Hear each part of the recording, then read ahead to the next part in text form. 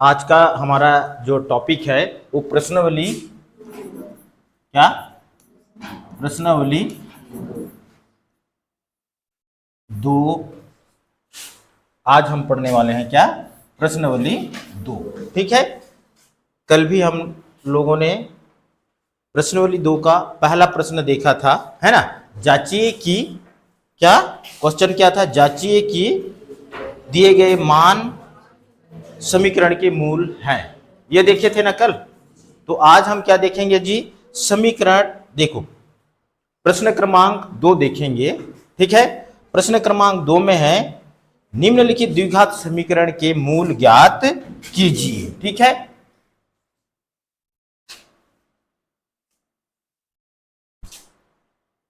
प्रश्न क्या है,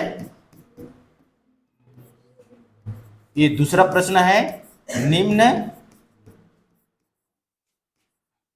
लिखित द्विघात समीकरण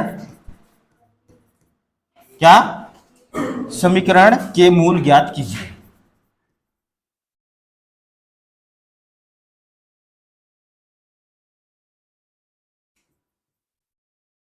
ये आज का प्रश्न है। ठीक है, प्रश्नावली 2 का प्रश्न क्रमांक 2, निम्नलिखित द्विघात समीकरण के मूल ज्ञात कीजिए। ठीक है, तो आज का कक्षा में आप सबका स्वागत है। साथ में आज विज्ञान दिवस है ना।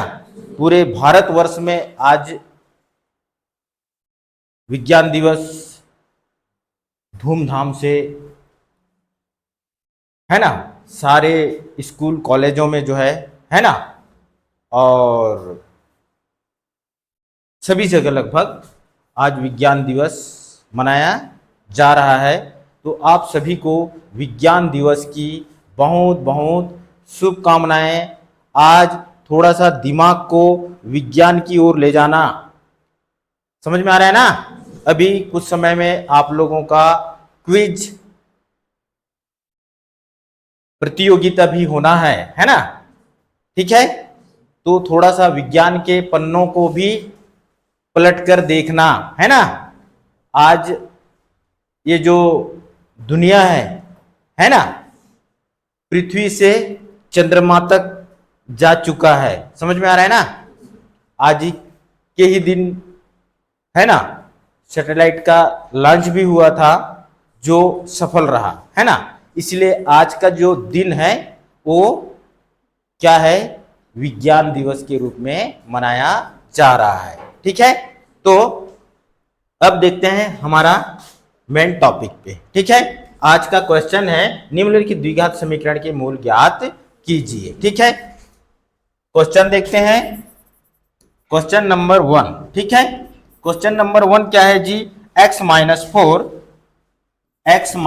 फोर है ना into x minus 2 equal to 0। ये जो समीकरण है ना, समझ में आ रहा है ना। ये क्या है, एक समीकरण है। इस समीकरण में हमको क्या ज्ञात करना है, मूल ज्ञात करना है। बताया था ना मैं, वर्ग समीकरण के कितने मूल होते हैं, 2 होते हैं। कितने होते हैं, 2 मूल होते हैं। ठीक है, मतलब यहां मूल क्या होगा, x के 2 मान ज्ञात होंगे, मतलब वो 2 मूल हो गए।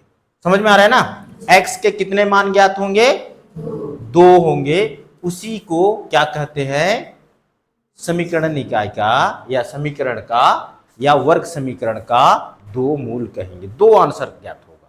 समझ में आ रहा है ना। x के कितने मान ज्ञात होंगे, 2 मान ज्ञात होंगे। तो हम कैसे ज्ञात करेंगे देखते हैं। ठीक है,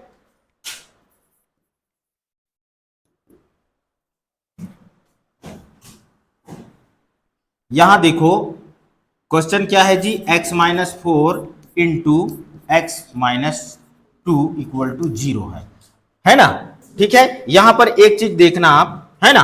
देखो एक बार क्या करेंगे जी, ये जो x है ना -4 के बराबर हम क्या मानेंगे, 0 मानेंगे।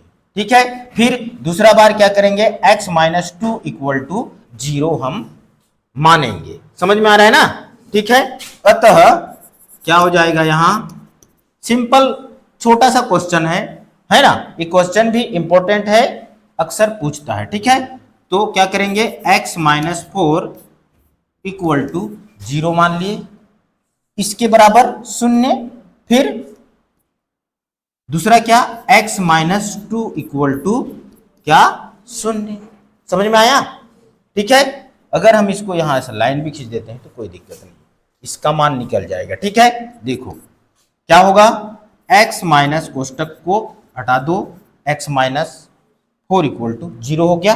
ठीक है, या क्या होगा जी, x क्या होगा, देखो ये ऋण, ये जो x है और ये ऋण 4 के बीच में क्या हो रहा है, घटाव हो रहा है ना, ये ऋण 4 उधर जाएगा तो क्या होगा, x इक्वल टू हो जाएगा ऋण वाला धन 4 होगा ना, नहीं होगा, होगा।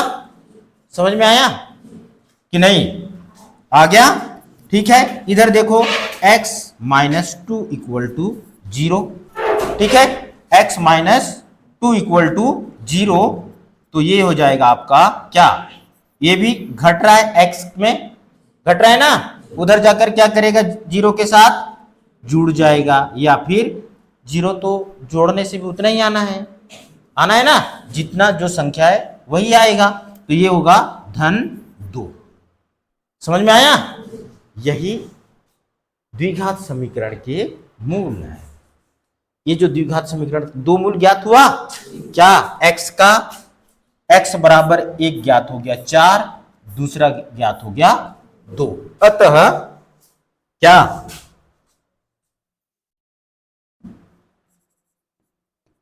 अतः x बराबर 4 तथा या